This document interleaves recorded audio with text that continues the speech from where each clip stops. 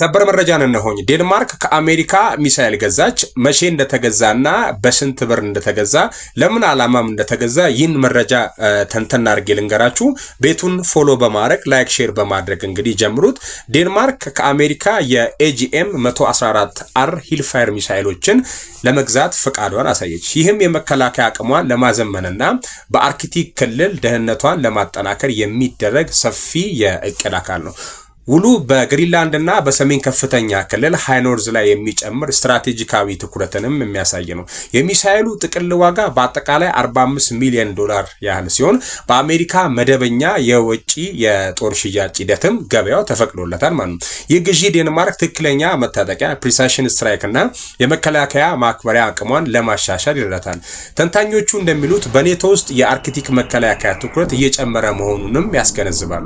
እነዚህ ከአየር ወደ መሬት የሚመቱ ሚሳኤሎች በዴንማርክ የአየር ኃይል መርከቦች ላይ እንዲጠቀሙም ይጠበቃል። ይህም MH-60R እና MQ-9B ስካይ ጋርዲያን ድሮኖችንም ያካትታል። እንዲህ ያሉ ማሻሻያዎችን ከአጋር ኃይሎች ጋር በጋራ ኦፕሬሽን ላይ መስራትንም የሚያሳዩ ናቸው። በመስመር ላይ የተሰራጩ አንዳንድ መረጃዎች እንደሚያሳዩት ይሄ ግዢ ማለት ነው በግሪንላንድ ላይ ያለው የስልጣን ግጭት ከትራምፕ ጋርም ያገናኙታል። ኃላፊዎቹ ይህን በአጋር ሀገሮች መካከል የተለመደ ትብብር እንጂ ለጦርነት የጦርነት ዝግጅት አይደለም ብለዋል። እንግዲህ ትኩረቱ በክልሉ ያሉ አጠቃላይ የደህንነት እድገትና የመከላከያ አቅምን ከማሳደግ ጋር የተያዘ ብቻ ነው። የአየር ንብረት ለውጥ አዳዲስ የመርከብ መንገዶችን ሲከፍትና በአርክቲክ ውድድር ሲጨምር እንደ ዴንማርክ ያሉ አገሮች ግን በመከላከያ ዝግጁነታቸው ሲወቀሱ ቆይቷል። ይህ ግዢም በሰሜን ከፍተኛ ክልል ያለው የጂኦፖለቲካዊ አስፈላጊነት እየጨመረ መሆኑን ያሳያል። እስኪ ሐሳብ አስተያየታችሁ ኮሜንት ሴክሽን ላይ አጋሩኝ። እንግዲህ ዴንማርክ ለግሪንላንድ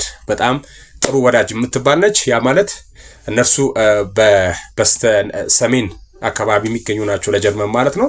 ጥቃቱንም አልወደደችም፣ ለዴንማርክም እየታገለች ይመስላል ነው። ይሄም የተገዛው አሜሪካን መልሶ ለማጥቃት ነው የሚባለው።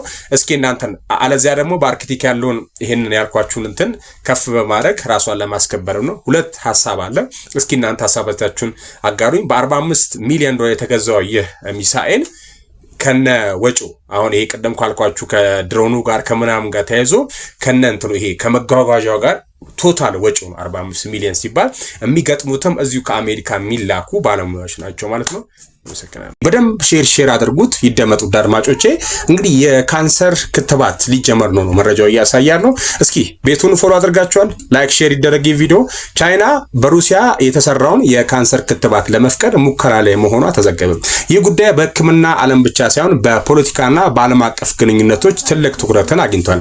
ይህም የጤና ቴክኖሎጂ እድገት ከዓለም አቀፍ ስትራቴጂ ጋር መገናኘቱን ያሳያል። የካንሰር ክትባት በተለይ የሕክምና ክትባቶች የሰውነትን የህመም መከላከያ ስርዓትን ከፍ በማድረግ የካንሰር ህዋሶች እንዲዳከሙ ያደርጋል። በዚህ መስክ ምርመራው በዓለም አቀፍ ደረጃ ፈጣን እድገት ቢያሳይም አብዛኞቹ ክትባቶች አሁንም በክሊኒካል ሙከራና በህጋዊ ግምገማ ደረጃ ላይ ናቸው። ይህ ክትባት ተፈቅዶ ውጤታማ ከሆነ በዓለም የመድኃኒት ገበያ ላይ ትልቅ ተጽዕኖ ሊያሳድር ይችላል። ስፔሻሊ ለሩሲያ የካንሰር ህክምና ዘርፍ በዓለም ላይ ከፍተኛና በፍጥነት የሚያድግ የገበያ ዘርፍ ስለሆነ ተንታኞች አመታዊ ዋጋውን $1 ትሪሊየን እንደሚደርስም ይገምታሉ። ከኢኮኖሚያዊ ጉዳይ በላይ በቻይናና በሩሲያ መካከል ያለው የክትባት ትብብር በባዮቴክኖሎጂካል በሳይንስ ምርመራ ውስጥ አዲስ የፈጠራ አጋርነትንም ያሳያል። የጤና ፈጠራ አሁንም የዚህኛው የካንሰር ክትባቱ ማለት ነው የህዝብ ጤና ጉዳይ ብቻ ሳይሆን የስትራቴጂክ ተጽዕኖ መሳሪያ እንደሚሆንም ታይቶበታል። ባለሙያዎቹ ግን የህጋዊ ፍቃድ መስጠት ብቻ ዓለም አቀፍ መጠቀምን የሚያሳይ አይደለም፣ ብቻ በትክክል ተመርምሮ ይውጣ ከክሊኒካል ግምገማው ይለፍ ነው። ደህንነቱ ለረጅም ጊዜ እንዲቆይልን ውጤታማና በሳይንስ ጽሑፎች የተገለጸ ማስረጃና ዓለም አቀፍ መመዘኛ ትልቅ ሚናው ስለሚጫወት ትንሽ ጊዜ ይፈልጋል ነው የሚለው። በሚቀጥሉት ዓመታት ይህ እድገት ይህ ምርመራ እውነተኛ ሆኖ ከመጣ የህክምናው ትልቅ ግኝት እንደሚሆን ይገመታል። ወይ ደግሞ ይህ እውነት ካልሆነ እንዲሁ እንደተለመደው የፖለቲካ ዜና ሆኖ ይቀራል ማለት ነው። ሼር በማድረግ እንግዲህ መረጃ አዳርሱም። ቴንክ ዩ